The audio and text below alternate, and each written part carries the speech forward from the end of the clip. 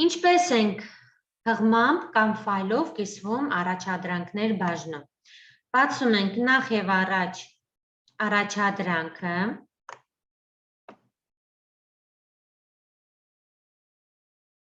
տվյալ օրվա առաջադրանք, յուրաքանչյուր օրվա համար կան տարբեր առաջադրանքներ, յուրաքանչյուր դասընթացի համար։ Կոնկրետ այսօրվա մեր դասընթացի հետ կապված այս առաջադրանքն է գրված է այստեղ պայմանները, կարդում եք, ստեղծում եք, այնուհետև ներքևում կա ավելացնել առաջադրանքի պատասխանը։ Սեղմում ենք այս հղման վրա, բացվում է տեքստ գրելու հնարավորություն։ Հիմա բացում ենք մեր ստեղծած գրքի հղումը, սեղմեցինք, այնուհետև տալիս ենք share, վերցնում ենք այստեղ առկա հղումը, սեղմելով copy share link։ Պատճենում ենք այս հղումը, մտնում ենք առաջադրանքների բաժնում եւ այստեղ անում ենք Ctrl+V։ Այսինքն ստեղնաշարից սեղմում ենք Ctrl-ը պահած V տառը։ Այնուհետև սեղմում ենք պահպանել փոփոխությունները։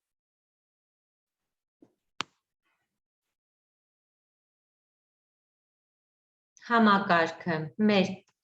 տեղադրած առաջադրանքի հղումը կցուցադրի այստեղ, տեսեք, սա արդեն իմ պատրաստած գրքի հղումն է։ Ուսուցիչը արդեն կբացի, կտեսնի, որ ես ունեմ պատրաստած առաջադրանք, կստուգի եւ կգնահատի։ Հիմա ես վերադառնամ իմ դերին եւ տեսեք ինչպես է ուսուցչի համար երևալու այս առաջադրանքը։ Այստեղ երևում է, որ առկա մասնակիցներից մեկը արդեն առաջադրանքի պատասխան է ներկայացրել։ Ուսուցիչը կսեղմի գնահատական բաժնին, կտեսնի ով է պատրաստել այս առաջադրանքը, սա հղում է, copy կանի այս հղումը, աջ կլիկ copy, նոր էջով, արդեն Ctrl+V կանեմ, կբացվի արդեն իմ առաջադրանքի հղումը, կստուգեմ, կտեսնեմ, եթե այն համապատասխանում է ներկայացված պահանջներին, ապա կգնահատեմ աշակերտին ըստ արժանվույն, այստեղ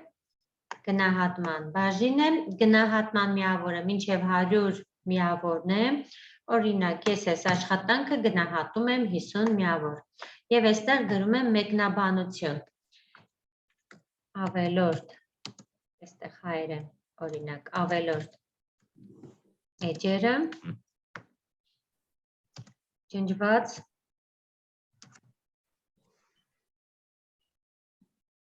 չեն, այո,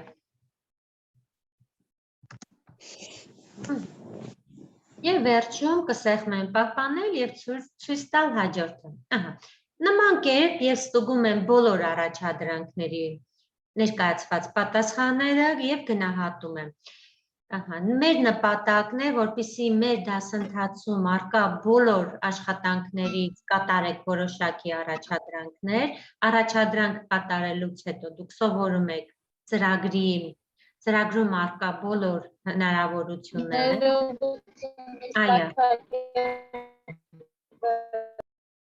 Ինչպես ես չեմ լսում ճիշտն ասած։